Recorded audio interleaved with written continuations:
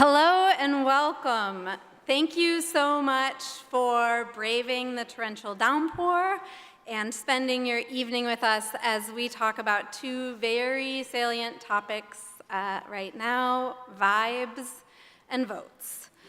My name is Kate Bassett. I am the political director here at COURIER, and we are the largest, fastest growing pro-democracy news network in the country. Yes, yes, yes. Over the last 5 years, we have opened newsrooms in 11 states, all staffed with local award-winning journalists and trusted social media correspondents.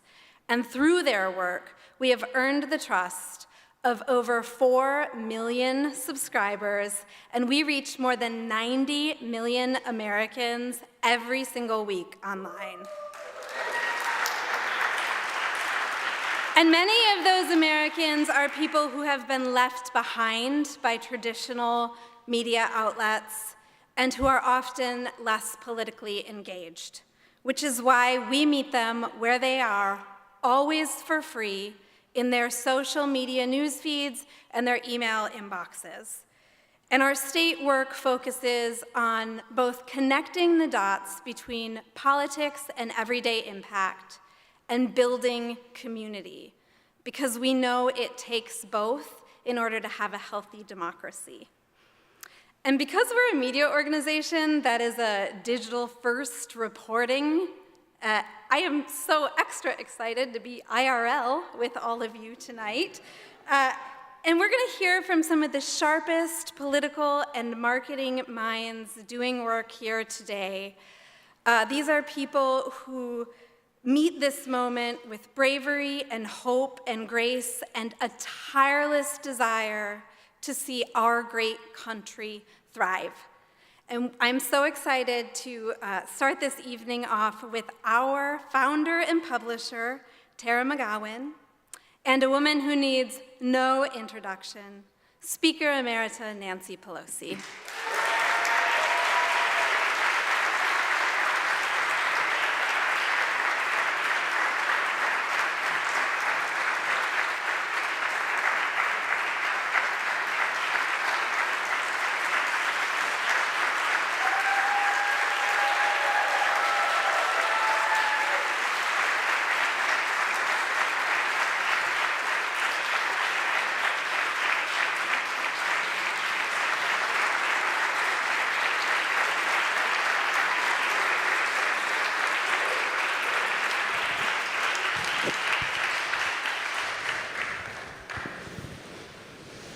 It is an honor to be with you, Madam Speaker. My honor.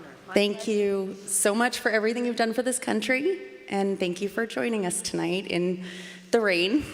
Apologies for that. So I want to start with a bit about your legacy. From the very beginning of your political career over 35 years ago, you've always made it a priority from day one to make Congress more representative of America, and I would say that you've been pretty darn successful at it. And you've also been outspoken about people in positions of power creating space for fresh voices and faces at the leadership table, and you walked the talk when you decided not to run again for leadership. Why has that always been a priority for you? And also, why do you think it isn't as easy a concept or decision for some people in positions of power to do that? Well, first of all, thank you for the invitation. COURIER, learning more about COURIER, my staff says that they see it all the time. So congratulations on the inroads that you're making in terms of communication, because it is, and you're democratizing it by making it more available with the truth out there. So it's great to be here. Thank you, and thank you for your leadership. In terms of leadership, most of us who are there on a mission, we're not there for a job, we're there to do a job. And there are certain things that are hard. You know, they're just hard to do, and you have to work it and to get it done. But when you see that there is an opportunity for it to be carried on, and especially to be carried on better. For example, in our presidential race, people say, well, Kamala, should she embrace Joe Biden or should she spring from it? No, and that was the Biden-Harris administration, and the Democrats in the Congress, House, and Senate created a legacy with them of great legislation. So it's not that you say, we did this, because nobody votes for you because of what you have done. They want to know what you are going to do next. You can just give evidence that you're capable of getting the job done. See what we've done so far, shared our values, showed you our success with that, but then you spring from that. So my point was that we were trying to be diverse. I always say to the members, our diversity is our strength. Our unity is our power. Diversity, strength, unity, power.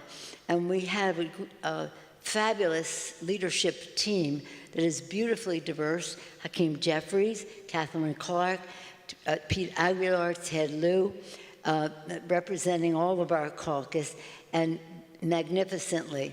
And my mission for them is to do better than what we have done already. Very proud of what we have done. But now this is not a ceiling. This is a floor. Go forward.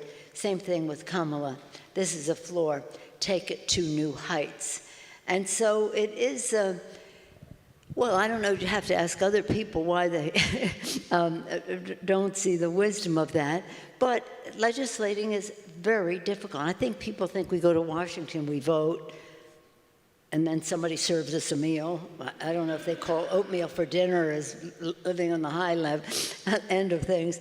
But no, it's very hard because you're trying to build consensus and you have to listen to people's views that might be different from you.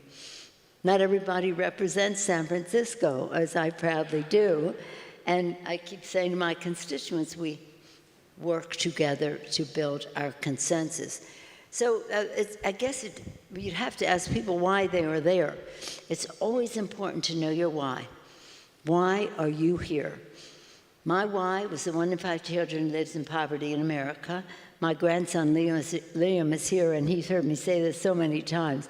My why, when I went from housewife, House member, House Speaker, was the fact that 1 in 5 children in America goes to sleep hungry at night. It lives in poverty. How could that be?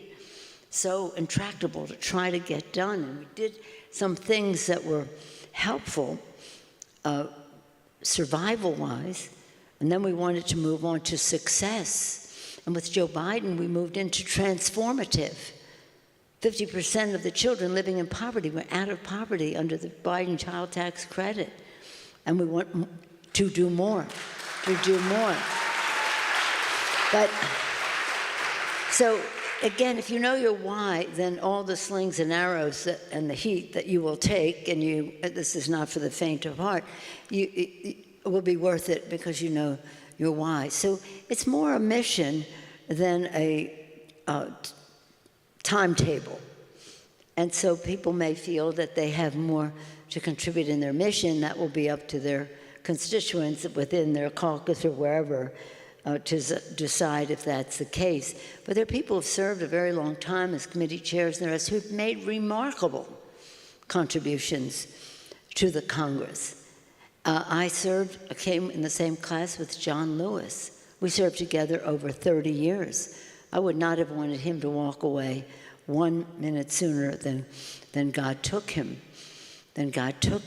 So it's a relative thing in terms of what your mission is, what your goals, milestones are, what your accomplishments are, and how people respond to you when you build that consensus. And so you'd have to ask some others why, like, nobody ever asked Mitch McConnell, was he too old for the job? Never, but they would ask me for the last 20 years. And I'm like, oh, is that because I'm a woman you're asking me? Go ask Mitch. When you ask Mitch and I are about the same age. Bertie's older than I am. Nobody seems to have a problem. Oh, no, we're the same age. We are definitely going to talk about double standards. One of the reasons we really wanted to do this event in the lead up to the election is because we all see this election not just as a tipping point for democracy, also potentially for the future of what both political parties look like after this election, and what the American population looks like. It is younger and more diverse than ever before. This is the first election where voters under 40 make up the largest swath of eligible voters ever in our history. So they have an outsized role to play in this election. And yet we hear all the time, because at Courier we engage a lot of young people on TikTok and Instagram. You are on these platforms right now, Madam Speaker, with this live stream. And we hear all the time that even the ones that are the most deeply informed and engaged about issues that impact them, like abortion, like the climate crisis, like gun violence, they are less trusting that either political party or government writ large will actually do anything that makes a difference. And that's different from before? I don't know that it is, right? No, it isn't. I mean, young people traditionally have not been voting so much. When they would say, oh, the Hispanic community, they don't vote. No, they're young. They're more typical of their generation than they are of their ethnicity. And you have to recognize that. But just to go back to your first question and combine it with this. When I became Speaker, I knew I had to do something very different from before. We had 7 or 8 members of the leadership. Now we have like 18 or 19 because we kept creating more paths to the leadership, whether it was a communication team of chairs that would be, whether it was expanding the steering and policy committee, whether it was electing people who had been there fewer than 5 years to a seat there, whether it was giving the freshmen instead of the speaker, making the appointment, giving them the ability to elect their own person, so that with the beautiful diversity, more people elected to the positions than appointed. Very important. And so when we talk about the election, we have to do the same thing, democratize the election. We have a bill, and I see our dear friend from Citizens United is here. Thank you, thank you, thank you for your wonderful leadership. We have a bill called For the People. For the People is a bill that the first piece of it is ending voter suppression. John Lewis wrote the first 300 pages of that bill. It's about ending voter suppression. You can assume what it is, but it's also ending voter nullification, election nullification, which the other side has been engaged in. And it's been a long time, all through the civil rights movement, election nullification. Also with that was ending partisan redistricting. Let people choose their elected officials. Don't let elected officials choose their voters. Very important.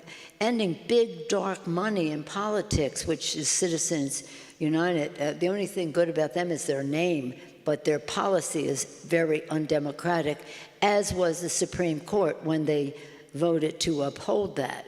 The rogue court, in my view. But so making small donors, matching their small donations without taxpayers' money, but matching those to encourage more participation at that level. So when young people think, and even older people, what difference does it make if I vote? Big dark money is going to call the shots. And by the way, they were suffocating the airwaves, so people didn't even know what was real or wasn't real as to what they were hearing, and it's gotten worse and worse under, what's his name? So we have to make sure people know, young people know, how important their involvement is. Traditionally, they have, God bless you, traditionally they have been lower voter turnout. That may not be the case this time because people do know what is at stake in terms of saving the planet, which they tell us is a priority, which you tell us is a priority. LGBTQ rights with our Equality Act, which you tell us is your priority. Women's right to choose, these are democracy issues. They're not just issues, they're values about democracy. Issues that relate to gun violence prevention. Young people tell us that's important to them. They've lived through horrible things or seen it happen in schools and the rest of their same age group when they were younger. Now, the kids in Connecticut, this is their first year to vote. All that time has gone by. So again, to not only have the policy, but to make it known. President Lincoln said public sentiment is everything. With it, you can accomplish almost anything. Without it, practically nothing. But for public sentiment to weigh in, people have to know.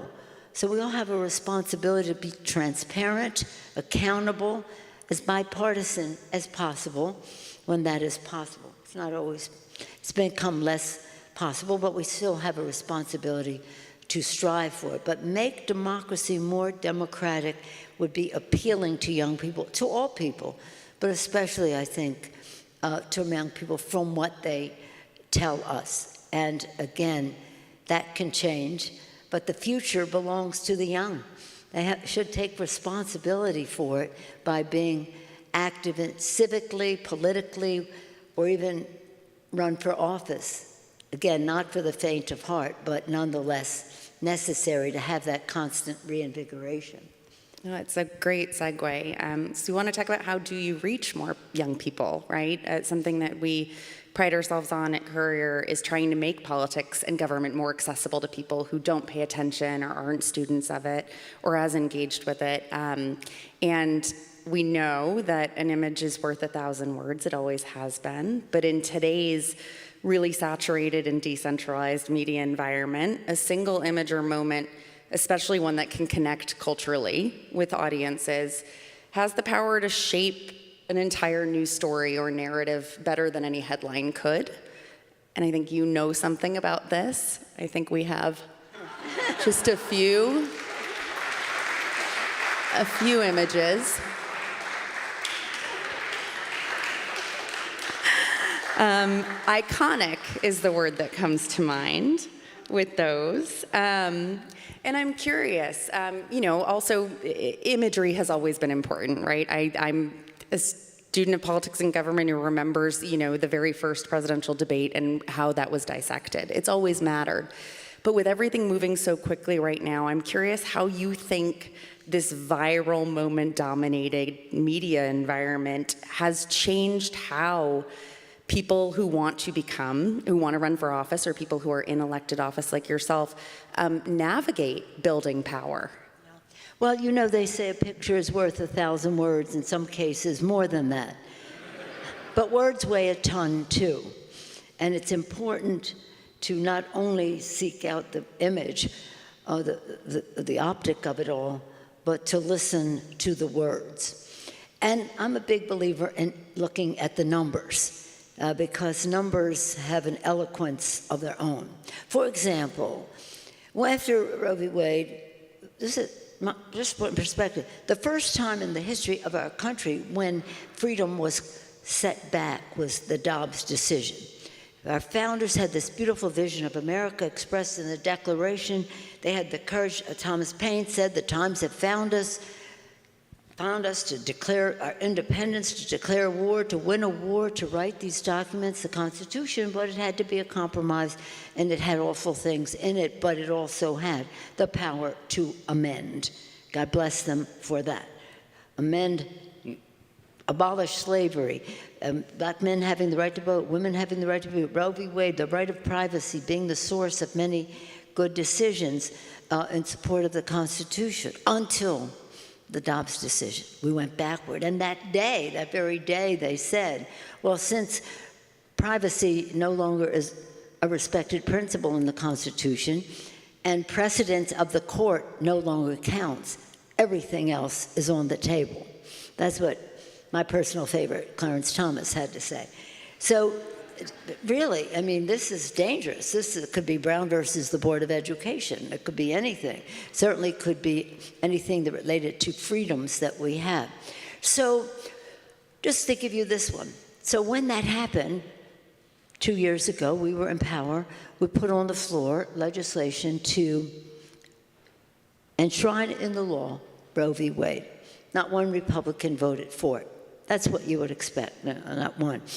Then I put on the floor, I said to members, now we're going to put on the floor Kathy Manning of North Carolina, a great member, we're going to put on her bill, which says that the simplicity of it all. Women have a right to contraception. Members said to me, oh, you're going to make them well. They're all going to vote for this, and people are going to forget that they voted against Roe v. Wade. I know my job. 195 Republicans voted no. Women do not have a right to contraception. 8 Republicans voted yes. 195, 8 women have the right.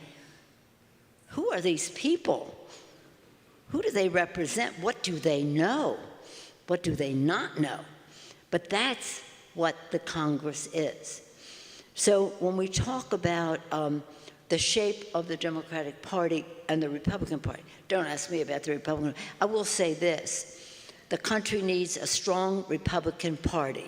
It's very important. There have been great leaders in the party, some of them in the lifetime of some of us in here, some of you who aren't born yet, but great leaders and accomplished great things for our country. But it has been hijacked by a cult I won't even go into him, but a cult, and that's just not right. You see, was trying to shut down government and telling the Republicans in Congress, don't vote for a bill, shut down government, get out of here. So the only thing he did when he was president, when he had the majority for 2 years, was to pass a tax cut that he brags about that gave 83% of the benefits to the top 1%, adding $2 trillion to the national debt. I'm just like numbers because I think they have a certain eloquence. They're definite. I tell my grandkids of a teacher who said to a student in first grade, what is 1 and 1? He said, 2. And she said, what is 2 and 2? She said, 4. She said, good. He said, not good, perfect. So the numbers are eloquent too, even though they could be a visual, they could be a word. So in terms of the Democratic Party, you have to ever be evolving into a more Democratic Party, especially as technology and telecommunication enable you to do so. But we have to beware of misinformation as well. As far as the Republicans are concerned, I wish see, Liz Cheney said the other day, there has to be a substitution for whatever they are now. That's up to them to decide. But we're not well served by the cult that is there now. We have been well served by the Republican Party from before. And I say that as a baptized, practically staunch Democrat. But I do respect that our country needs that representation. In your book that recently came out, The Art of Power, you talk about the historic double standard that has existed for women in politics. And when you talk about the advice that you've given to women considering to run or your colleagues for many years, you repeat one of my very favorite political quotes of all time, and it's yours. You have to be willing to take a punch, but you also have to be willing to throw a punch. No, because... For the children. The children. I put that in the context of, let the record show I'm quoting a Republican president, Teddy Roosevelt. He wrote in the arena speech, and it said, in the arena, you're no longer a spectator. So when people say they want to run for office, or when we're trying to encourage them to do so, we have to give the upside, the downside, and the downside is, this, again, as I said before, is not for the faint of heart. This is tough. It's hard, because once you strive for a position that has some power, you are a target. And nope, there's no bigger target than me. So women say, I can't subject my family to that and the rest. And as it turns out, they were right. But nonetheless, so when you're in the arena, that's why I say you're in the arena, you have to take a punch, you have to throw a punch for the children. It's really important. It is so important to know your why. I come back to that, as I said earlier. If you know your why, it doesn't matter what they say. You're there for the fight, again, for the future. I mean, my why, again, wanting children, lived in poverty, I said it to you before. And when I'm talking to somebody about a subject, I keep thinking, is he here for the children? You know, what is this proposal he's making? What does that mean for the children, for the future? Elections are about the future. It belongs to young people, and we have to give them a fair democracy and a strong democracy, a fair economy, a planet that is suitable for breathing air and drinking water and the rest, and everything that would, and look what we're going through right now. Education, is that not the biggest upward mobility opportunity for children to reach their fulfillment, for a country to reach its aspirations and the rest? Nothing brings more money to the Treasury than investing in education. So know what the Republicans have in 9225? Abolishing the Department of Education. Because you know they teach critical thinking there in the schools.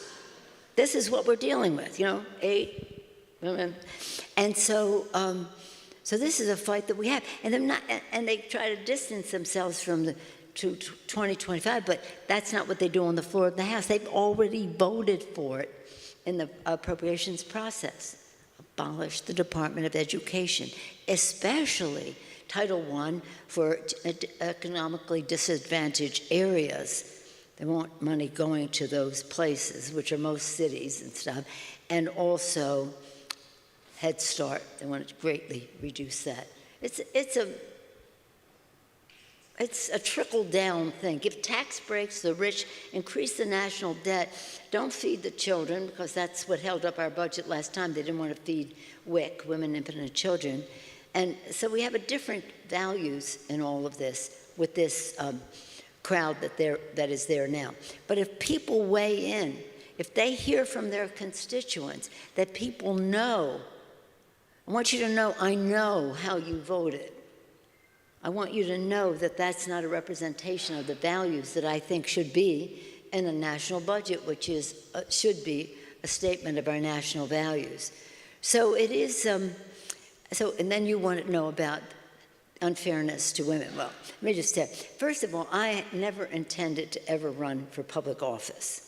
Never. I mean, shy, bashful person that I am. I never intended to do it. And now I'm serious. I never liked to be in the public arena. I love politics, and I was chair of the party, but I could advance candidates and causes and all that behind the scenes. And that was a volunteer situation. So when I was asked to run, I went to my daughter, we had 5 children in 6 years and 7 days. I keep reminding my Archbishop of that, who excommunicated me, but because I didn't want to foist that on anybody else. That beautiful, wonderful miracle for us, but have women have their own right to choose. And so I went to our daughter. 4 were in college. They weren't very close. 4 in college, 1 still home going into senior year in high school. She was 16 at the time, Alexandra. You may know her. She's a filmmaker now. But anyway, I said, Alexandra, Mommy has an opportunity to run for Congress. People have asked me to run. I've never, ever had the desire, the ambition, or even given it a thought of running. But they're insisting that I run because they say, you love the issues, you can win, but I love my life, and it's up to you. If you want me to stay for this last year, I will. But if I win, I don't even know if I'll win. If I win, I'll be gone 3 nights a week. If there are 4 days, 3 nights, I'll be gone 3 nights a week. She says, Mother, now mind you, I'm saying Mommy, and she's saying Mother, get a life. And I had never heard that expression before. This was years ago.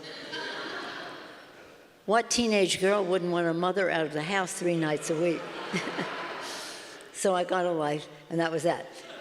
She says to me now, would you have done this if you had known what would happen to Dad, to Papa? We call him Papa, because he's a grandfather now, as I'm a grandmother.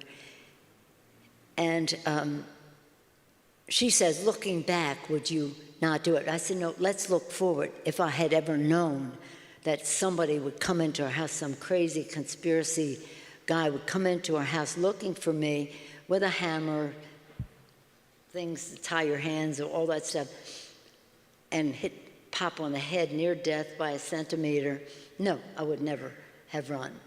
I would never have run. But since it did happen, we have to make sure it doesn't happen to anyone else. We don't make jokes about it, as what's-his-name does, as recently as last week. He continues to make jokes about somebody out to assassinate me, but got my husband nearly there instead. So in any case, so then I got there, and then people encouraged me to run for leadership.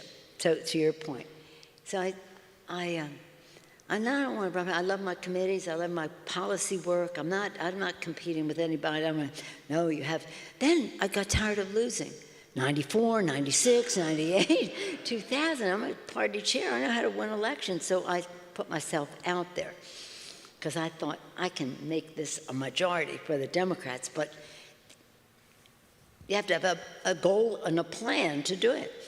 So the men said, this is my personal favorite. Who said she could run? Poor babies. As if I were waiting around, women were waiting around for them.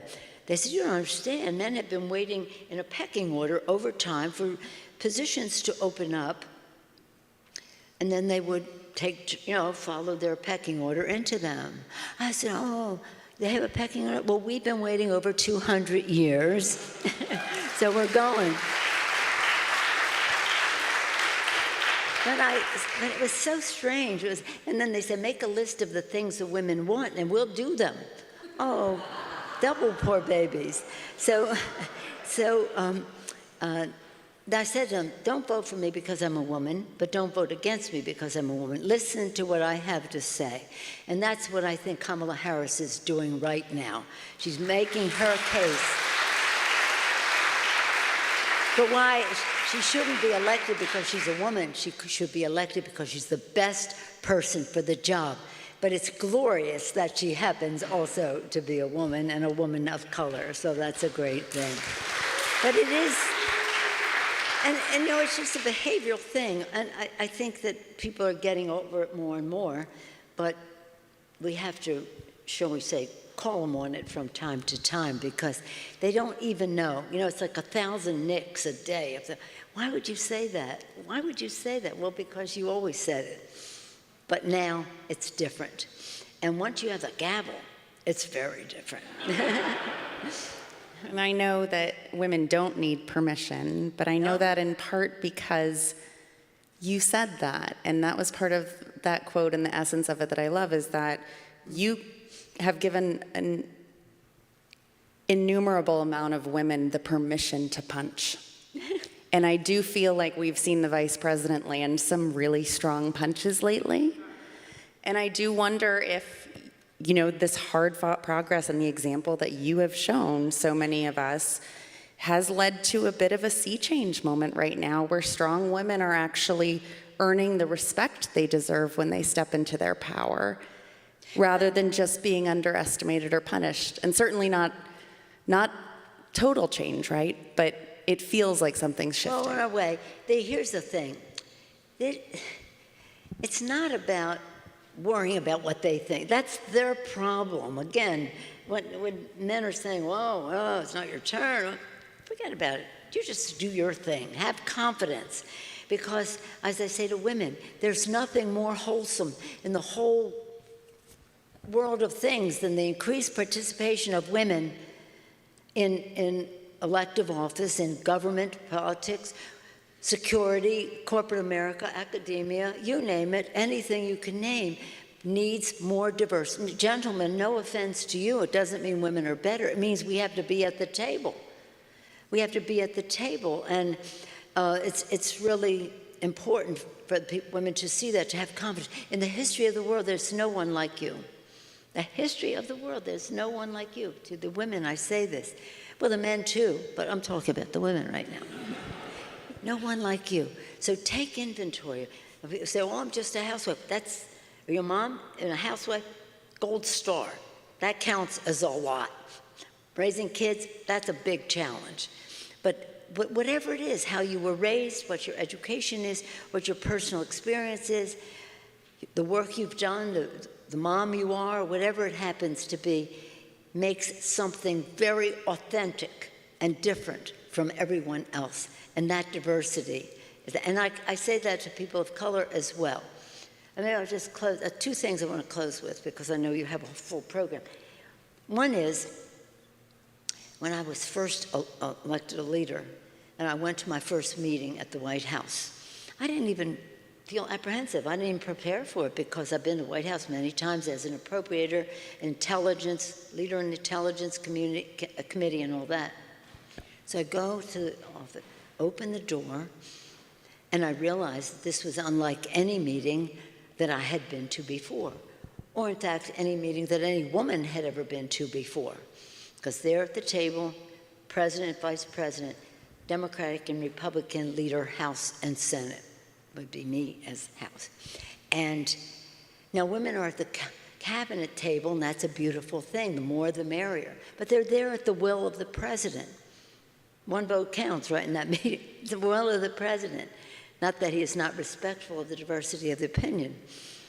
I mean, I know Joe Biden is. I don't know about that one. But I was there with the will of the House Democrats. So I was independent in what, and the president was saying, oh, Nancy's here. He's gracious and lovely, Joe Biden, no, forget him. President George W. Bush. Gracious, lovely. Oh, Nancy's here, and first woman, and oh, we're going to hear new things in our meeting. And as he's going off on that, I feel very closed in on my chair, very closed in. I never had that feeling since or before. Very closed in. All of a sudden, while he's talking, and I'm losing track of what he's saying, Susan B. Anthony, Elizabeth Cady Stanton, Lucretia Mott, Sojourner Truth, Alice Paul, all of them, they're all on the chair with me. And I say all at once together, at last we have a seat at the table. And then they were gone. And that was so remarkable, because not that I needed a reminder whose shoulders I was standing on, these women who fought, not that worked, not waited, but worked to make sure that women had the right to vote. And then to go on. When I went to Congress, there were 23 women out of 435. As a former party chair, so we have to change that. Now this session, we've had 94 Democratic women. I think they have 30-some Republicans. They're doing better, but we want even more. But not just more women, more diversity. That's my history story about that. Now, I'll close by saying this, what I think is the situation we're in and the stakes in this election.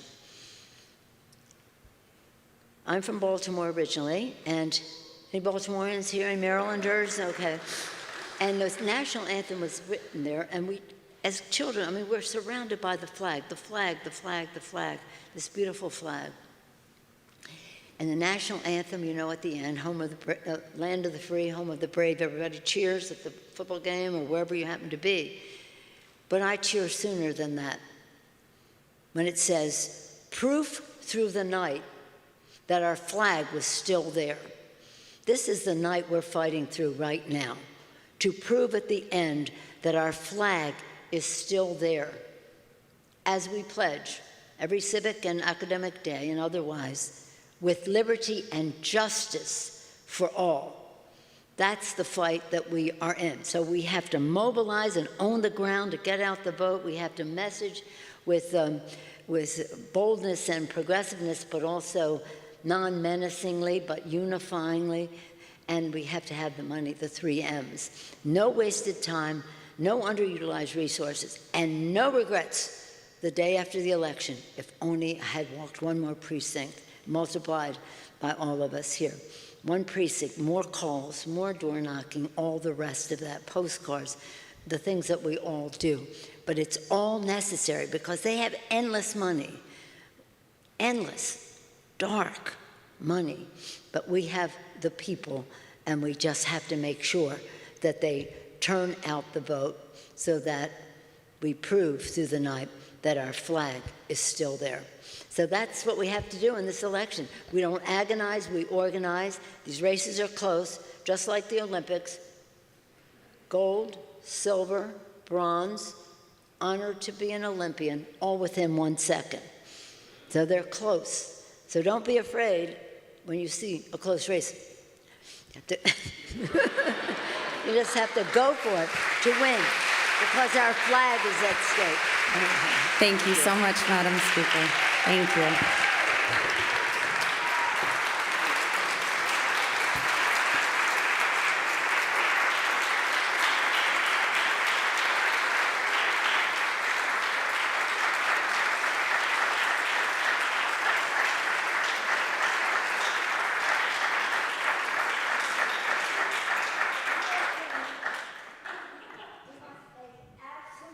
Certain that on January 6th, Hakeem Jeffries is the Speaker of the House. For all the issues that we care about, but also that day for the peaceful transfer of power. If we didn't have the majority last time, God knows what might have happened with him. God knows, and those other people. But Hakeem must be the Speaker. Thank you all for understanding.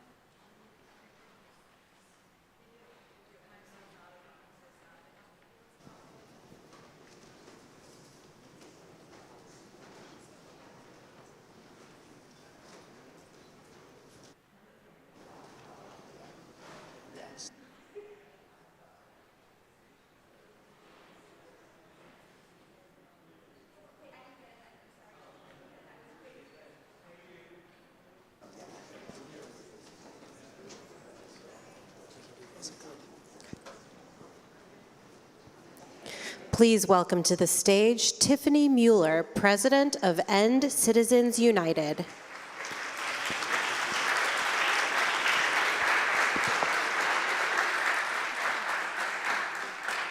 Hello, everyone. Thank you all so much for being here today. Can we hear it again for our forever speaker, Speaker Emerita Nancy Pelosi?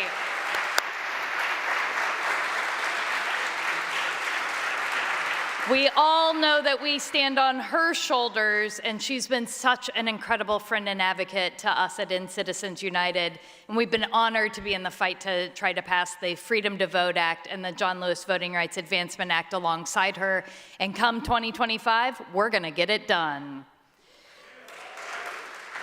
So, I'm Tiffany Muller. I'm the president of End Citizens United, and we're a grassroots organization made up of 4 million members across the country, dedicated to rooting corruption out of our government and expanding and protecting the freedom to vote.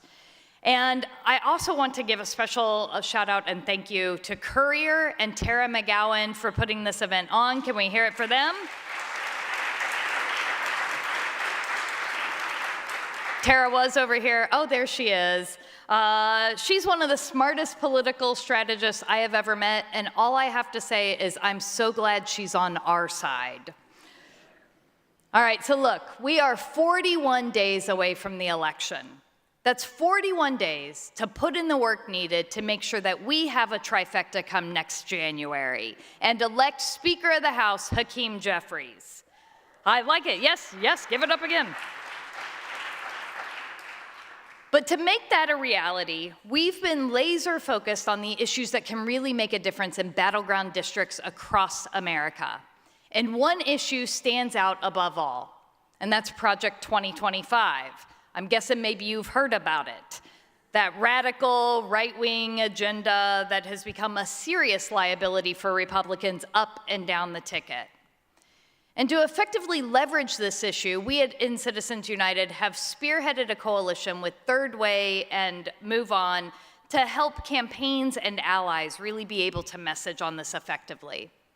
And so I'm going to bore you all. No, I'm kidding. It won't be boring. But we recently conducted a House battleground poll that actually offers us really strong insight into how we can message on this over the next 41 days and use it to help win across America. And what these findings reveal is that Project 2025 is really disliked by voters, and they see it as a threat to their rights and freedoms. And when rights and freedoms are under threat, we know that democracy is under threat.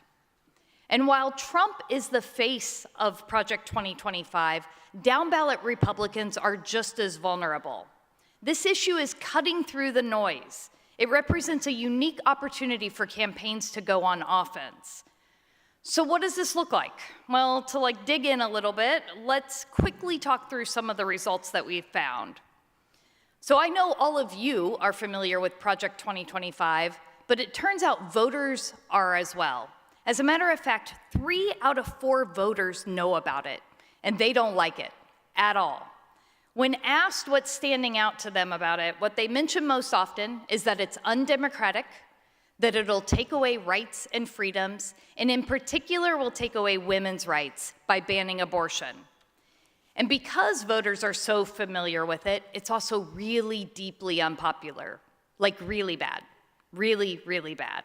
It actually has a 52% unfavorable rating and only 11% favorable. That's awful. That's almost as bad as Congress as a whole. And it's not just progressives who are concerned about it. Opposition is widespread across the board. Independents dislike it, about 70% of independents don't like it, and even half of Republicans don't like it. So with numbers like these, is it any surprise that we see Republicans trying to run away from it? We saw Donald Trump trying to distance himself from it on the debate stage, right? But no matter how much he tries to detach himself, voters aren't buying it. 75% of voters closely associate Donald Trump with Project 2025, and 80% of voters believe he supports the policies and ideas behind Project 2025. And this filters down. And the candidates running for Congress link Project 2025 to congressional Republicans as well, with, again, 78% of voters believing that congressional Republican candidates support the policies within it. This can have a huge impact on elections across the map. So when we asked voters who they would vote for, a generic Democrat or a generic Republican in House battleground seats across the country, Democrats were leading by 4 points. That's great. But then when we said, who would you support? A Democrat who opposes Project 2025 or a Republican who supports Project 2025? And that's all the information we gave them. That lead increased to 18 points for the Democrats. That's a 14-point swing just on support of Project 2025. But we can't just hope that voters know about this. We have 41 days to make sure that we do our work to make sure that they understand what's at stake. Because look, they have a lot of pressing issues on their mind. But when we frame those issues in the lens of this radical agenda, we can actually energize the conversation. We can make the stakes clearer. Voters know that MAGA Republicans are weird and crazy, right? We all know this. But Project 2025 crystallizes how that weird and crazy goes beyond that and actually hurts their everyday life. And that offers us a huge strategic opportunity to go after Republicans and turn the Project 2025 vibes into votes for a Democratic trifecta. The path forward is clear, but the work is far from done. So we got to dig in, we got to educate voters about the dangers of this plan over the next several weeks. And if we do so, I truly believe we will win up and down the ballot. So at In Citizens United, we are diving in. We will be in congressional races all across the country, and we can't wait to do this work alongside each and every one of you. Thank you so much for having me today.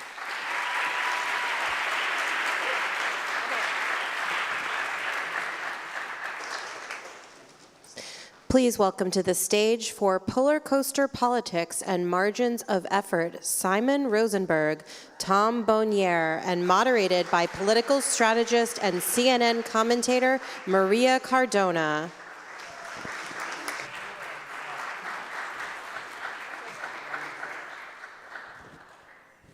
Hey everyone, buenas noches. Thank you for being here. And thank you for staying after Speaker Pelosi, we really appreciate it.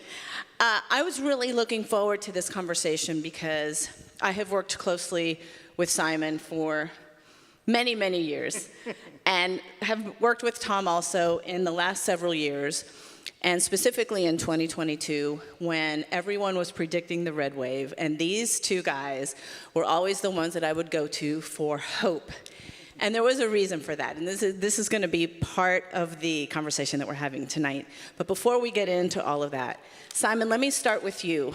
After 2022, when you were part of the giving hope to some of the desperate Democrats out there who were believing the red wave, you started Hopium Chronicles. Yep. And that came from that work that you did in 2022. So now, as we go into 2024, some of the pollsters are kind of going into some of the same patterns we saw in 2022. So I want you to level set for us before we start this conversation so that we can have a baseline and then we can go from there.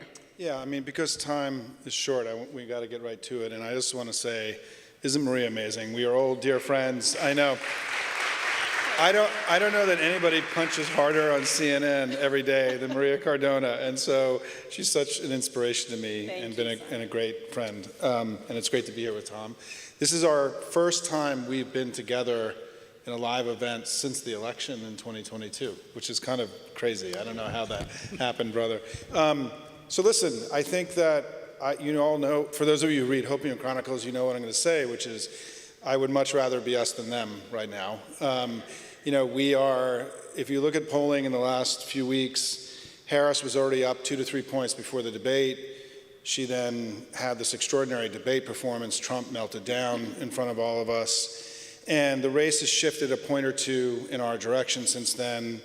You know, today, if you look at the high quality polls since the debate, she's been consistently up at 3, 4, 5. A Reuters poll came out today showing her up 6 and 7 points. This is about Biden 2020 numbers. You know, he won that election by 4.5 points. And I think you look in the battleground states, we're doing well. We're ahead in Michigan, Pennsylvania, Wisconsin. We now know the blue dot is going to be the blue dot in Nebraska, and we're going to win in Nebraska. Whoever thought we'd be cheering for Nebraska right here? And my friend Jane Kleb, who's the party chair there, is an amazing, yes, cheering for Jane, she's amazing. And you know, then we're going to fight it out now in these other 4 states, right? The so-called Sunbelt states. I don't really like that because I don't think North Carolina and Georgia have a lot in common with, you know, the Arizona and Nevada. But and I think that we're favored. You know, the goal now has to be to win all of these states, right? I think it's within our power to do. I mean, we have to recognize also, Maria, that what's happened with Kamala Harris in the last few months has been one of the most extraordinary political stories in American history. I mean, her ability to come in from nowhere, to consolidate the party, to pick a VP, to hold a convention, to kick Trump's ass in the debate, you know, which was an important threshold moment for her. This has been an incredible time, and the country's really rallying behind her right now. And Tom will get into it in a minute about some of the other things we're seeing. But I think we should feel very good about where the polling is right now. And the second thing is, which is I think will get more attention as we get close to the election, is the Senate polling in the battlegrounds is very promising for us. I don't think anyone who in the Senate thought we would be in this strong a position in the Senate at this point. They have had bad candidate problems again. They're struggling throughout the battleground. And Sherrod Brown is holding in Ohio, right? He's up 2, 3, 4 points. He was given a gift. He was given a big gift yesterday by his opponent making another mistake, his crappy MAGA opponent making another mistake. And then in Montana, Tester we believe, the family believes, that this is still a toss-up race. I know there's some polls showing it otherwise, but I don't think anybody's giving up there. And John Tester, never give up on John Tester. And then we've got a few other Senate races that could become real for us. We don't know. But we should feel really good about where we are. I mean, this has been a remarkable year for us, and I think that you know, the polling is going to be all over the place, but things are moving in the right direction, and we should be optimistic about what we're going to be able to do together. Thanks, Simon. I think is key what you just said. Things are moving in the right direction. But when you see one poll one day that has Harris up 4 points, and then you see another poll another day that then has her down 2 points, that's why you feel like you're on a polar coaster, right? So, Tom, I think this is perfect for you because this is the angst that Democrats felt in 2022 for good reason. So talk to us about some of the key things that we can all have in mind as we see these polls that are all over the place that can give us sort of the grounding that real numbers, not just polls, but other indications that I think are more credible as to where the electorate is, that's where we should focus maybe a little bit more of our confidence and a little bit more of our attention, and why? Yeah, look, 2022 is instructive in so many ways, and basically what we learned from 2022, I think a lot of the lessons of the mistakes that were made analytically, especially in the media, are very applicable to this moment, and I'll explain what I mean. If we think back to the Dobbs decision, June 24th, 2022, I think everyone agreed, at least for that one moment, that it was going to change that election. There was a lot of disagreement and frankly a lack of understanding of how, mostly from men. But Kansas answered that question, right, very quickly. The first week of August, you had that Kansas constitutional vote where the pro-abortion rights no vote won by 18 points. Our team at TargetSmart started looking at the data immediately, and the first thing we saw was that vote. I've talked about this a million times. I'll talk about it till the day I die. It's one of the most incredible things I've seen in the data. We saw that women were accounting for almost 70% of new registrants. That doesn't happen. It just doesn't happen. If you see 53 or 54% one way or the other, it's unusual. To see 70%, it told us things have changed dramatically. And so Simon and I actually started working together at that point. We had been doing a lot of work in parallel, basically compiling the evidence, because we know what a red wave election looks like. In that case, we only had to go back to 2010, 2014, where we had two different flavors of red wave. And if we'll remember back to 2022, that was the general conversation in the media, was which flavor of red wave are we gonna have? Is it gonna be more like 10 or more like 14? No one would widen the aperture and say, but maybe it won't be either. So we looked at voter registration data. We looked at special election results. We saw Democrats overperforming in every election. The New York 19 special, winning a seat in Alaska, even seats, state legislative seats that were far out of reach, still overperformed by 7 or 8 points. And then the early vote data. And that was the most telling in a lot of ways, because it was actual people voting. The polls didn't tell us who was going to vote.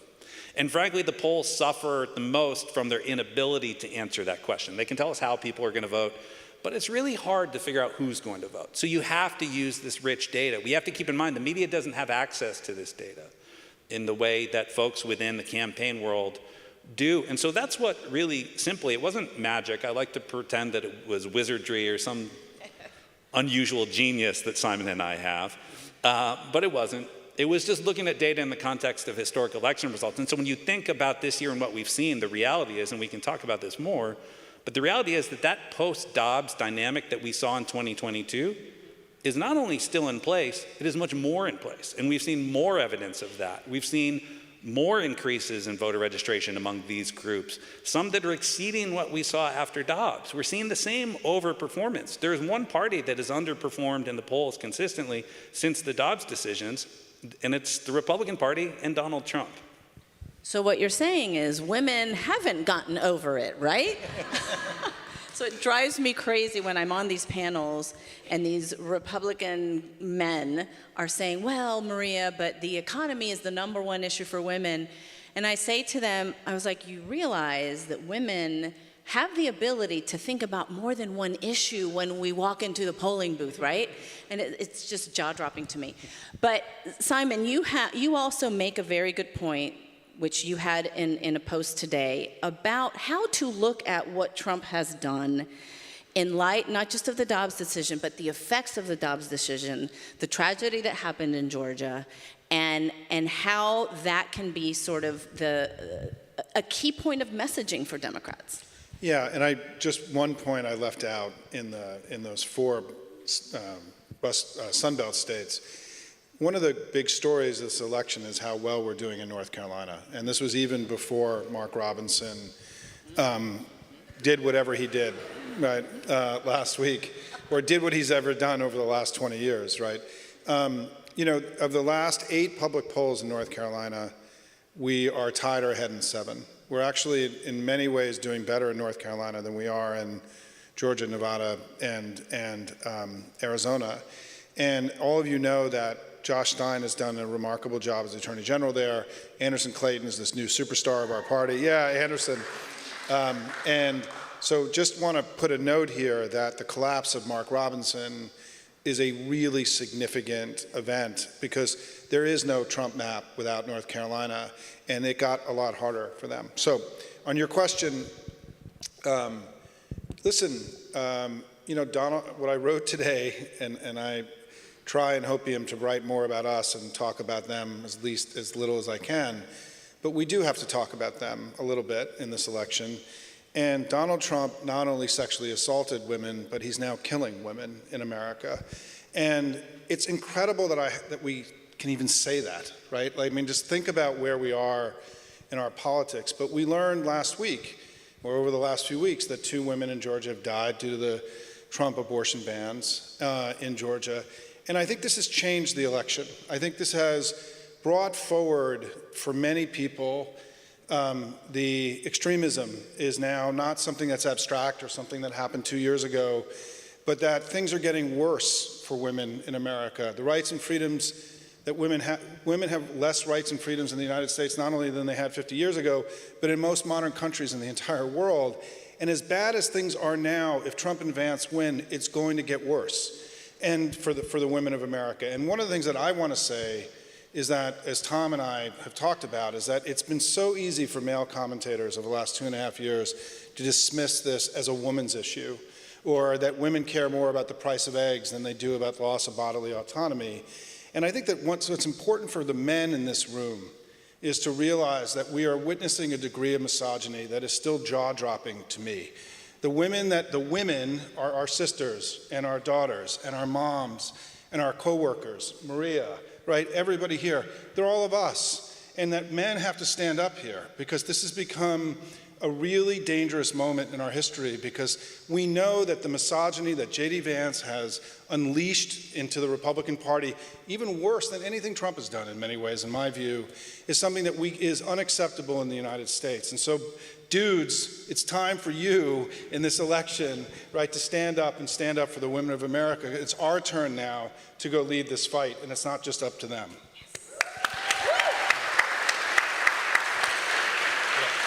Amen, Simon. Yeah. Tom, I want you to talk a little bit about the independent voter. And a lot of the angst that we're seeing is because the pollsters talk about how independent voters are now non-aligned, and that means, you know, it's a bad sign for Democrats, you know, per history. Talk to us a little bit about how we should read that. Yeah, thanks for the opportunity, because this is like my pet peeve, and if they gave us another hour to talk about this, I could fill the whole time, but I'll just take like 2 minutes. A great example of this is actually what a lot of us probably were stressing about over the last 24 hours, which was the New York Times Siena polls that came out yesterday. I think yesterday? Yeah, sorry. And I spent a lot of time with this. The Arizona polls are a perfect example of this, of the exact issue, and I think something we need to be better informed about. We had August polls that looked pretty good, and then polls yesterday that didn't look good at all. This is the Pollercoaster, right? We're all riding it. We don't need to. And I dug into the data, and then I actually had some back and forth with Nate Cohn about this, and I'll give him credit, like he is accessible at times in answering questions. And if you look at it, what was the difference? The biggest difference in the 2 polls, it wasn't that the electorate of Arizona has suddenly turned against Vice President Harris. It's that they polled a very different set of unaffiliated voters in the state. They had one sample that was a fairly representative sample of the partisan ballots that we can see looking at the voter file, and then one in their poll that was released yesterday that frankly wasn't. This is a hard thing. Polling is hard, right? I especially feel for public pollsters. But a lot of you have seen these voter registration statistics that Republicans are pushing now, where they say we're out registering them. Look at the last 4 years. Well, the reality is the story is actually a lot more complicated. North Carolina, where, as Simon said, we've seen very positive data, especially in new voter registrations, especially since Vice President Harris took over at the top of the ticket. Republicans, 4 years ago, were 30% of registered voters. Today, they're 29.8% of registered voters in the state. But they're bragging about that because the Democratic share has actually dropped slightly more. Why is that? Because younger voters, Gen Z, overwhelmingly are registering as unaffiliated voters.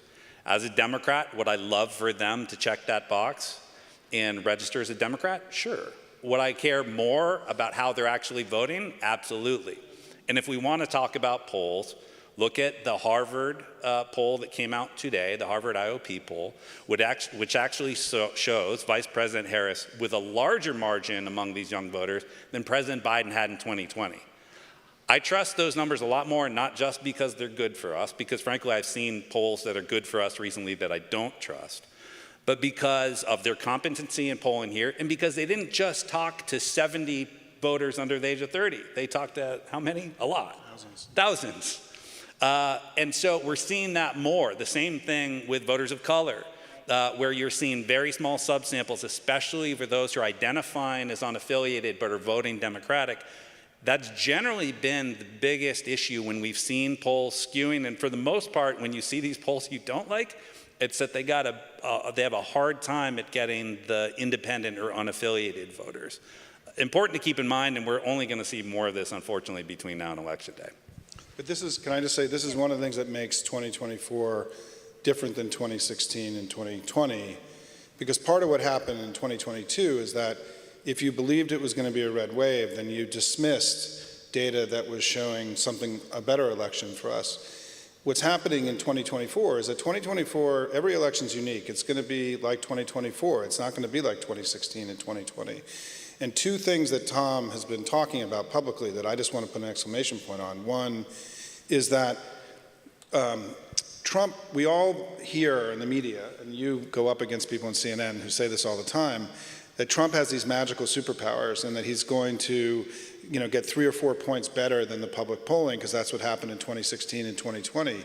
But that's not what's been happening since the spring of 2022 in Dobbs. The exact opposite thing has been happening. It actually happened for Trump. Trump underperformed his public polls in 19 out of 20 primary, in the Republican primary. It's not what happened to the fascists in Europe, in the European elections. It's not what happened to the fascists in France. It's not what happened to the Tories in the UK, right? And what's happened is that it's my view that the voters of the West have woken up to the threat of the far right, the fascists, whatever manifestation they are, the Tories, and that they may say they're going to vote for them, but when it comes to actually voting, a bunch of them are not choosing it. And so, in fact, we may see in 2024 the opposite of what happened in 2016 and 2020 with this secret Trump vote, right? He may actually underperform public polling and not overperform it, because that would make this election that's going to happen in a few weeks consistent with all of the other elections that we've seen for the last 2.5 years in the United States. The second thing that Tom has raised in the last few days that is really important that we're just beginning to really think about is that the independent vote is much more democratic this time. This is not showing up in the polls in many cases because the young people who have registered in such large numbers are registering as unaffiliated, and therefore the independent vote is something that we're going to be collaborating on and writing about, is that the pollsters are going to have to recalibrate a little bit to recognize that the independents this time are going to be much more democratic. Some of the polls have seen huge shifts in independent voters from Republicans to Democrats in recent weeks. And those polls are the ones that are getting this election right? Because that would be consistent with what we're seeing in the swing of young people.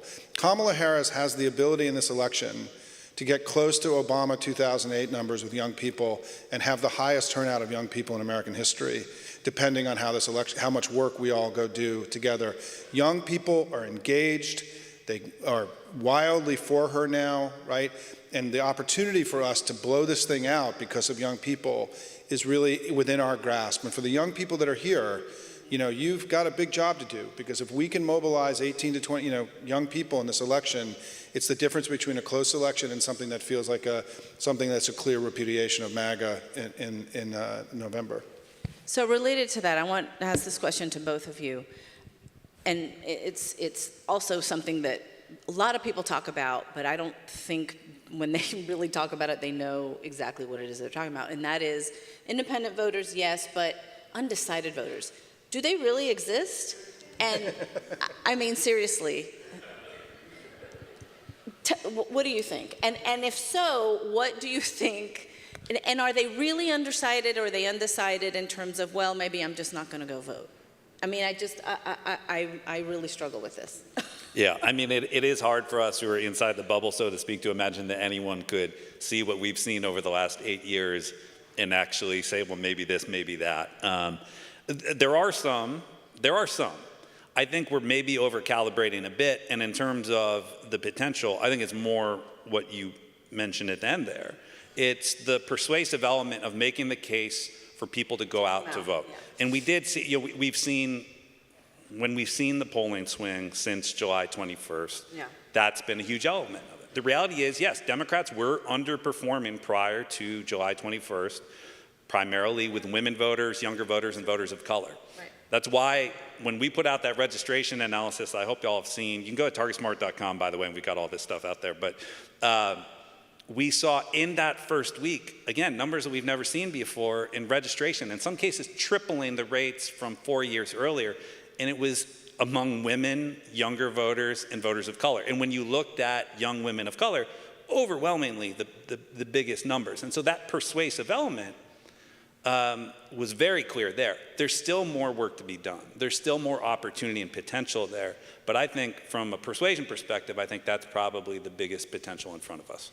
Simon, you always end your talks with, we have more work to do, so, work more, worry less. There are 6 weeks left. Yeah. What do we need to do? Well, I think the most important thing that I think we can all do is to do what I call voting on day one, which is to recognize that our voting system has changed a lot. We're no longer an election day party or an election day oriented. Tom says election day is now the last day of voting.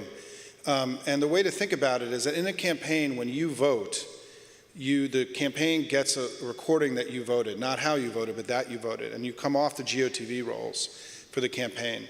If all hardcore Democrats around the country vote on day one, it allows the campaign, meaning that the first day or the second day you can vote wherever you live, that when you vote on day one, you make it easier for the campaign to reach and connect with lower propensity Democrats, which increases our turnout, which makes it more likely we win.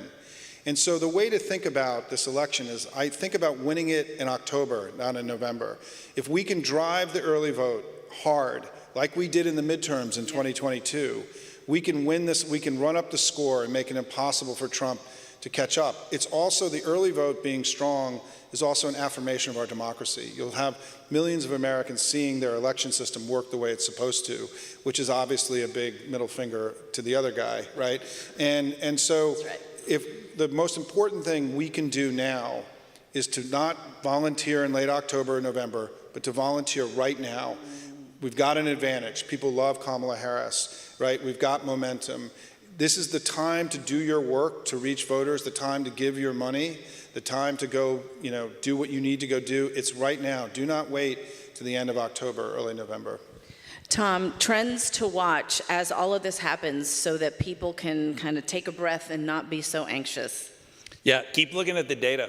And again, we're going to get this incredibly rich data set. By the way, does anyone here want to admit to coming here from across the river and having voted already? All right. Yes. All right. Yeah. Superheroes. A lot of votes have actually been cast in Virginia already. And so that's the data that we're going to be looking at. We have a website for that too. Target Early. What's your website? targetearly.targetsmart.com, I believe. It's not launched yet. It'll be launched very soon. Our team does incredible things. They work miracles. And that data will be publicly available so you can actually look at it, this is the key, in the context of previous cycles to understand where it's going. And so there'll be a lot of Republican misinformation out there. Yeah. That's the data that we're going to be looking at. Social media accounts for you? Oh, at Bonier, T-B-O-N-I-E-R. Yeah, and Hopium Chronicles, and also I'm doing a new series with Tara McGowan, with Courier Newsroom called Closing Strong, which comes out every Thursday and Friday, where we'll be interviewing this week. We're going to be interviewing Julie Rodriguez, the campaign manager for the campaign, for the Harris campaign. Tune in, everyone. And I just want to also just say thank you to all of you for being here for Courier. Tara and her team do amazing work. I'm a proud supporter of everything they're doing. They're an incredibly important part of our ecosystem and our family. And Tara is a brilliant young leader, so thank you for being here for them tonight as well. And that is time, everyone. Thank you so much for being here. Thank you, Simon. Thank you, Tom. Gracias, everyone.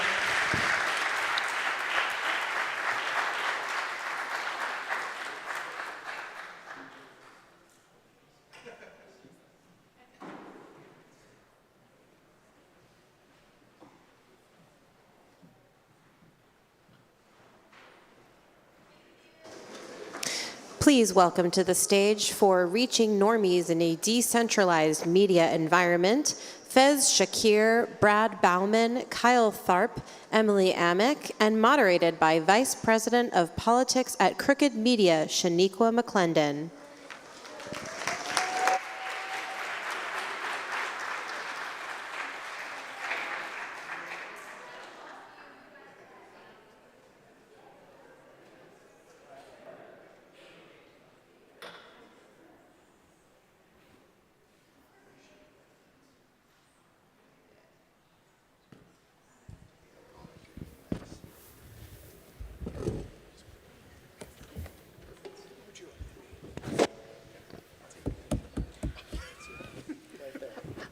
Hi, everyone. Thank you all for joining us today. I know we are the final panel before the reception. Sorry, I'm not supposed to do that up here, but hello. So we're really excited to close out the day with this conversation about how you reach normal people. I think probably if you are in here today, you maybe are not a normal person. You consume a lot of politics, you know what's going on, but ultimately, those of us in this room are not going to be the voters that probably are going to swing the election. It's going to be the people that we're trying to reach. And I'm really excited to be up here with our guests, who I'll introduce in 1 second. But I just want to reflect a little bit on kind of how we got here. 2016, our fractured media environment is a big part of why we're here. Conservative media kind of playing in that fractured media environment really well is part of why we got here. And as was mentioned, I work at Crooked Media. We were founded because Donald Trump won his election. But a big part of it is we started trying to meet people where they are. And with our media environment so fractured, people are in a lot of different places. And so as we talk to our panelists today, we'll be able to hear how each of them are reaching those people in those fractured places and trying to get them involved in our election. But really quickly, I'm going to introduce our panelists. To my immediate left, Emily Amick is the Instagram personality Emily in Your Phone and former counsel to Senate Majority Leader Chuck Schumer. She's the author of New York Times bestseller, Democracy in Retrograde. And next we have Brad Bauman, who's the co-founder of White Dudes for Harris, a viral grassroots, you can clap for that, a viral grassroots campaign engaging men in support of the campaign. And next we have Fez Shakir, who's the founder and executive director of A More Perfect Union, a nonprofit education, advocacy, and journalism organization with a mission to build power for the working class. And last but not least, Kyle Tharp, who's the author of For What It's Worth, the leading newsletter about the internet and politics. He's also the managing director of Courier's national team. So another round of applause for our guests today. So this first question is for all of you, and Emily, we can start with you and just go down. But again, this panel is about reaching normal people in different parts of the electorate that will make a key difference in the election this November. So each of you has a deep experience or interest in reaching those folks. In your opinion, what is one key group of voters that needs to be reached by either the campaign, by either campaign in this final stretch and why? And then who would you say these people are? How would you kind of define them? Well, I think the campaign has been very clear about the sort of 5 buckets they're trying to reach. One of those buckets is the quote-unquote suburban woman, the soccer mom, right? There's, I think, this group of women who are generally part of the exhausted majority, which is 67% of America, people who are sort of in this middle, right? Like, they merely exist not on a wing. They exist in the middle. Many have been, I think, really engaged recently because of either gun violence or reproductive freedom. And especially for my audience, many of whom are moms, they've gotten really interested in politics because of their kids. And what I have found in my experience is that these women have 2 defining characteristics. One is a sense of mistrust. And I think the fragmented media environment has been really challenging because there's so much information coming at you. And I think, anyone who's ever had a baby knows that suddenly, like, everyone is telling you, right? Like, what to use, what's safe, what's not. You're getting just overwhelmed with an egregious amount of information. How do you know what to believe? And I think there's very much this feeling of overwhelm with political information. And so they're looking for parasocial relationships. They're looking for individuals who they trust that person, and they trust that person to filter information and facts. I read one study that found that my audience trusts Instagram influencers and podcasters, right? And that's where they're looking for their information. Yeah. And I think the other defining characteristic is that they're really busy and they're working jobs. They're putting food on the table. They're trying to get their kids to the dentist appointments, right? We all have so much going on. They're on Instagram. The reason I'm on Instagram is because my audience is on Instagram. I also I'm a bitch for the platform. I love it. I'm my audience, right? Like, I am my people. That's why it works. But I think that so much about what we learned post-2016 is we can't assume our audience is coming to us. We have to go to our audience. And certainly that's what I've been trying to do. Brad? Well, first and foremost, given the limited resources and limited time, I am not going to come up here and suggest that white dudes are where we should be spending the majority of our time or efforts. But there is a certain segment of white dudes, and I was reminded the last weekend, my wife and I went to her hometown in rural central Pennsylvania, and we were with someone who basically like an uncle to her, who is a 70-year-old union member, who looked at me and said, Brad, I really don't know what I'm doing this time. And you could just tell that on the one hand, he was grappling with this media environment that he is deeply ensconced in, the Fox News, the AM radio, the constant din of these hosts who are basically telling this community that they need to be afraid of everyone and everything around them all the time, and that the only answer is to turn your back on democracy and support Donald Trump and the group of weirdo fascists that are, surrounding him. But at the same time, he senses that something is wrong, deeply wrong with what they're saying and what they're doing. And there is this moment right now where we have an opportunity to move some of these folks off the limb, off the ledge. And I think that what it's taking, and really the way that we are approaching the problem of reaching those folks, is by saying that it's our responsibility as white dudes to talk with other white dudes, and that there's something very powerful that's taking place in terms of that hand-to-hand, person-to-person communication.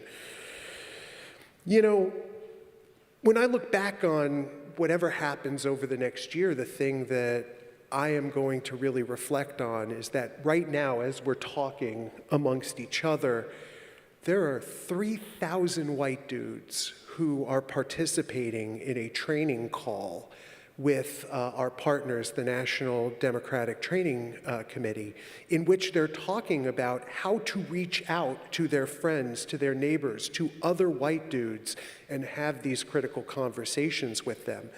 And like, no matter what happens, I think that that process is something that we're going to want to replicate over and over again and move further and further as we start to grapple with how we're pulling people out of that media environment where they are turning towards this other thing. And so that's kind of where we're at on that.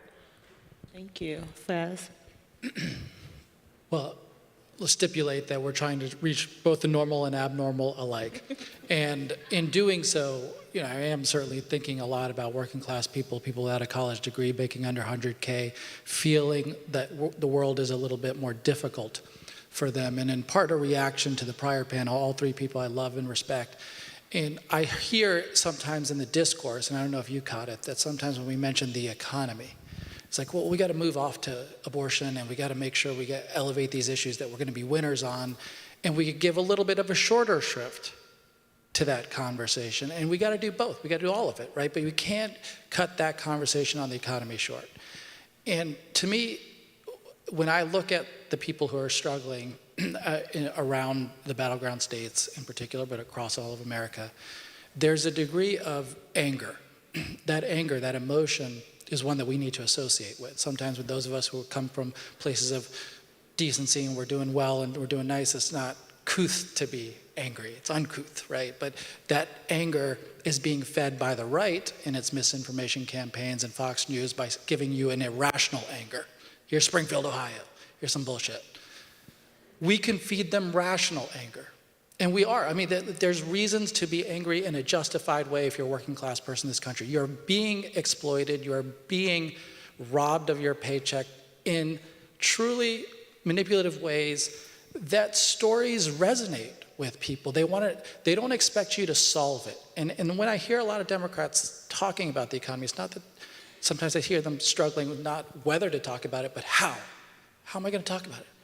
And in some ways, people are not expecting you to wave a magic wand and fix things that have been problems for 3 or 4 decades. They're asking you, do you see my hurt and my pain? Do you recognize it? Do you know it is happening, and do you care about it? We can meet that threshold. We can meet that threshold. And you go to a lot of places, that's why I worry that we don't talk about the economy enough. You go talk about Uber drivers. Are you being exploited by the algorithm?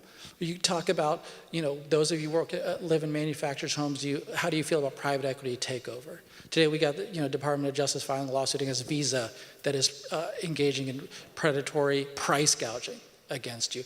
We've got enough data points within this administration and the efforts that Democrats have engaged in. I didn't even go through prescription drug issues and a whole variety of other areas that Lena Khan and the FTC are taking on, that I don't think we have the language yet that has matched our politics. So while you see Democrats correctly, rightly engaging in policy actions, we are not quite yet taking that policy action and translating it to a fight over changing a rigged economy to make it work for you. And in that fight of a rigged economy, the number one thing we're finding in polls is that people are telling you that over 80% fear and feel that big business has too much power over their lives. Now, that doesn't mean you're at war with them all the time. You're fighting for people against the powerful. And we have a story to tell about it. And to my frustration sometimes in the way we have talked about it, we aren't doing a good enough job, but when More Perfect Union, when we do these stories, I see the resonance of it is so powerful, particularly with people who aren't fully engaged and don't love politics, hate both parties. They love this content. And I think, I would love to see us talk about, while we fight for democracy, absolutely critical, don't forget that there's an economic component to that democracy. We fight for political democracy, the ballot box. We fight for economic democracy as well. That economic democracy is workplace democracy at work, right? Organizing a labor union, whatever it is to get your rights heard, fighting against non-compete bans, having freedom in the workplace. And marketplace democracy, small businesses that can succeed, taking on a major behemoth like Ticketmaster and making sure that small businesses can compete as venues, as small venues in America. These kinds of things, the essence of what it means to live in small towns and to have neighbors know each other is built around this economic livelihood, which we have a vision for. And I want us to talk about it more, and it will reach a ton of people if we do it well. Yeah, and I'll yes. If you don't follow More Perfect Union on the socials, you totally should. It's amazing. I think I'll keep my answer really short because it's kind of a cop-out because it touches on a lot of these groups. But I would say a key audience that I've seen a lot of people talking about, and both campaigns reaching, including outside groups and media companies as well, are young people who don't really follow the news or politics at all, and they can be like parts of all of these different categories. I think you see that so much with things like why everyone's talking about Taylor Swift's endorsement just a couple weeks ago. You know, if you don't really follow the news, but maybe you were nudged a couple times by a bunch of people to maybe get into this voting thing, and then you see Taylor Swift do something and share a link, that's like a very important trigger mechanism. I think you see Trump reaching out to people who maybe are into UFC, United Fighting, and sort of other right-wing streamers and YouTubers. You see the Harris campaign just going completely overboard in trying to reach people that don't typically engage with political content. And you've even seen it before Harris took over with the ticket with the White House doing an amazing job of going on different podcasts that are just completely non-political. So I think that audience is kind of a wild card here. They are also, by nature, not likely to engage with political stuff. So if either side can just make serious inroads with groups that really don't pay attention to politics, it'll be a big deal. Yeah. This next question is, I'll point to Kyle and Faz. And Kyle, we can start with you since you had a short answer. So ultimately, the reason we want to reach these normal people or normies is because we want to win elections. And there's been a lot of attention to how our media environment has been fractured. I would love if each of you could speak to how that has played out, especially with the tactics that campaigns are using to reach these folks. Yeah, for sure. I mean, particularly I've been tracking sort of the political conversation on social media for the past 5 years through my newsletter. But you've seen just so much conversation this cycle about both campaigns being on TikTok. There's so many different factors that have happened this cycle that were not in place last cycle. You know, traditionally campaigns would engage on places like Facebook, right? That you've heard so much in 2016 and 2020 about the power of Facebook and reaching people there. And earlier, you know, over the past 2 years, Facebook, Meta, Facebook's parent company, has really withdrawn from politics. And so there are not a lot of places online where campaigns can distribute their content and their message organically through the algorithms to people that don't already follow them. TikTok is pretty much, and YouTube in that regard, is pretty much one of the only places online that you can do so. So I think that's been really fascinating to watch, how both campaigns are tactically just really focused on the places where they can just spread their content most virally. And that has just changed dramatically even in the past year or two. Yeah. Faz? You know, I was just, as Kyle was talking, I was reminded of a story in Pennsylvania that I just heard the other day.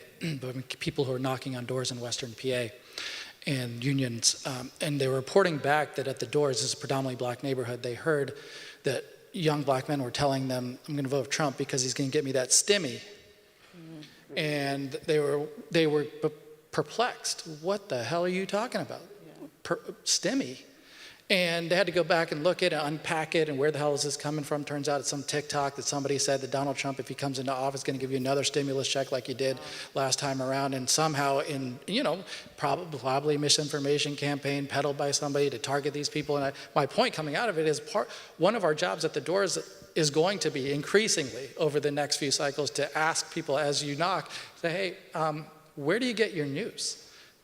Where do you consume? How are you consuming it? Because it's going to mark the fact that so many things there are so many things we might not know about people and what they're consuming because of the fractured environment that you're just talking about. And there are fewer and fewer people because of the modern media environment. And I won't get into the discourse right now because I want the other people to talk, but there are very few media outlets trying to reach scale.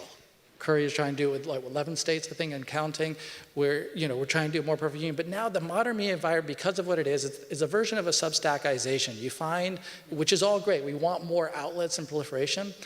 But everybody building their moats of here's 50,000, here's 100,000, here's 500,000 people that I talk to, which is all fine and good. Again, But we also need the people who speak to 10 million, 20 million, reaching scale. And I will say on the right, this is where we on the left are still catching up a bit. On the right, there's a reason why the misinformation travels. When Tucker's got a platform of blah, blah, blah, blah, you have X bazillions, and Ben Shapiro's got a platform of bazillions, and they can more easily share because they're reaching a scale. And one of our jobs over the next few years is to reach that scale. Yeah. Brad and Emily, this next question's for you. And Emily, we can start with you first. So being in DC, many of us just kind of eat, sleep, and breathe politics and can sometimes be in a news echo chamber. What are you most worried about that the mainstream political press is missing in relation to voter or audience sentiment this cycle? It's sort of funny to be on this panel because I stay out of media criticism in my professional life. I think that, so I published a book this summer called Democracy in Retrograde. Please pick up a copy, you'll love it. And one of the goals of the book is to meet people where they're at and to say, your feelings are valid, very much the same emotional resonance we're hearing from the rest of the panel. Like, things are very upsetting. Things are very chaotic, but like, you have the power. And I think one of the things that's sort of like the outrage cycle of politics, which as a content creator, I can tell you, I know why outrage politics exists, because if I post an outrageous post, it gets a lot of views, right? And I, as a creator, am like, zing, reward. The problem with outrage politics is it tells the audience a very important lesson, which is like, everything's stacked against you, nothing can ever change, there's no point in participating, you should tap out. Or it sends them into emotional overload and they can't handle it because they get so stressed out by how awful everything is and they tap out. And democracy cannot exist without the people's engagement, but also communities across this country, right? Like, we need speed bumps, we need clean water, right? Like, we need all of these things. We need people on the PTA. We need all of these disparate things across the country, and I think there very much are people all across the country who are engaging for the first time. We have all this conversation about disengaged voters and da-da-da-da, but I get DMs every single day about people who are having conversations about politics for the first time, who are getting engaged for the first time in their local communities, not just running for office, but also like normal things that normal people do, yeah. Right? One of my followers whom I've gotten to know sent me a DM recently that she realized that the bus lane in front of her house was really unsafe. People were speeding. She called the city, they're getting cameras placed on the buses. All right, it's a small thing. And I'm not like a big fan of the good news industrial complex because it seems like quite patronizing to me. But like, nonetheless, I think there's a lot of stories here about like government working well and the power of government. And I think it's very hard to tell that story in the current media environment because there is also so many terrible things happening, but it is an important one. Yeah. Brad? So I'm going to go back to something that I think Tom and Simon talked about and Kyle touched on really quickly, which is that America right now is in the midst of a generational shift, and political reporters have absolutely no idea how to cover it at all. They do not understand young voters. They do not understand Generation Alpha. They don't understand Generation Z. They have really no idea what is happening. And what you're seeing, and what we have been seeing for the last couple of years, is a real clash of cultures between the emergent culture of young voters and this generation that is ascending, and at the same time, a lot of kind of the waning power of older generations as they are starting to give way.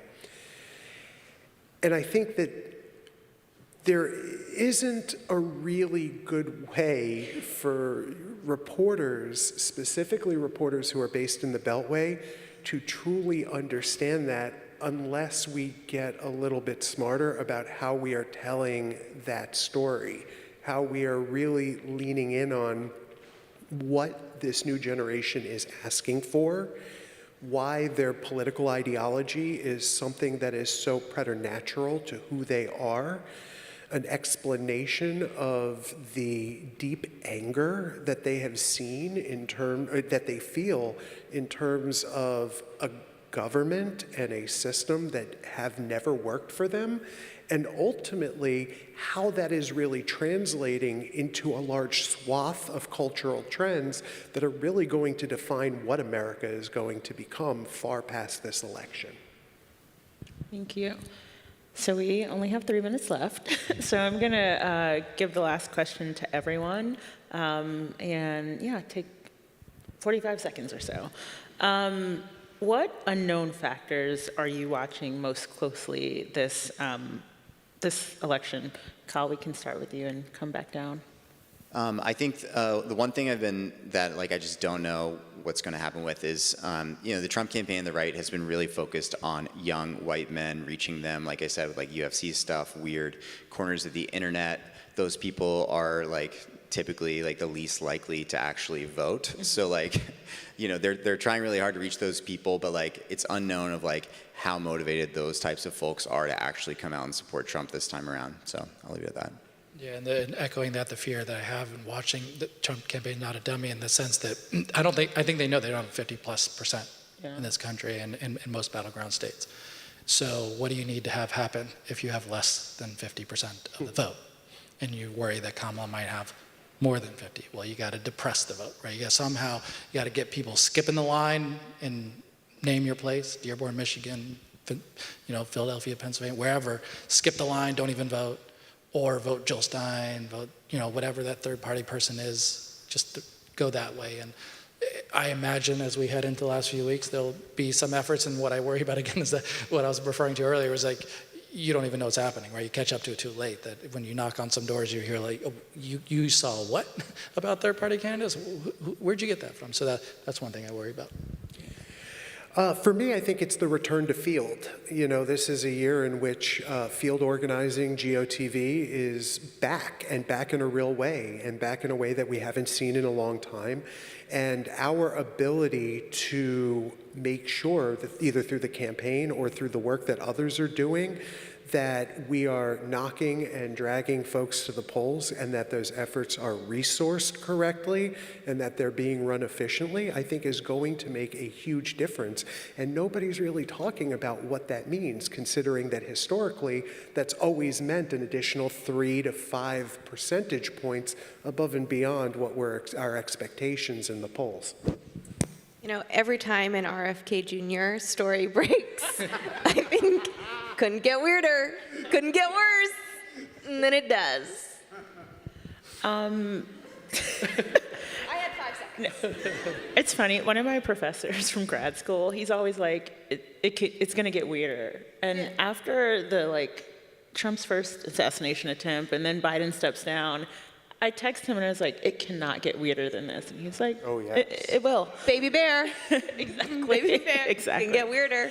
That is all the time we have. And just to close us out, I would not be doing my job if I didn't make a plug. Brad just mentioned field and how we have to get on the doors and do what we have to do. If you all are interested or know people who are, I would encourage you to send them to votesaveamerica.com, where we have our Organize or Else program that people can sign up for impactful volunteerships around the country. And then I'll just close on this. Each of the panelists we have up here, they are speaking to really specific audiences. And so if you know people in your life who fall within the categories of the audiences that they reach, encourage them to follow them on their different platforms. Something that we have to do is get the eyes, ears, and attention of people on progressive media platforms. It's the only way those messages will start to carry out further. It might feel like a small thing, but the right is really leaps and bounds ahead of us. And so in order to close that kind of information gap, combat mis and disinformation, it's important for elections, but also just kind of the fabric of our society and it not deteriorating more than it has. So I would leave you all with that. And then just finally, another round of applause for our great panelists.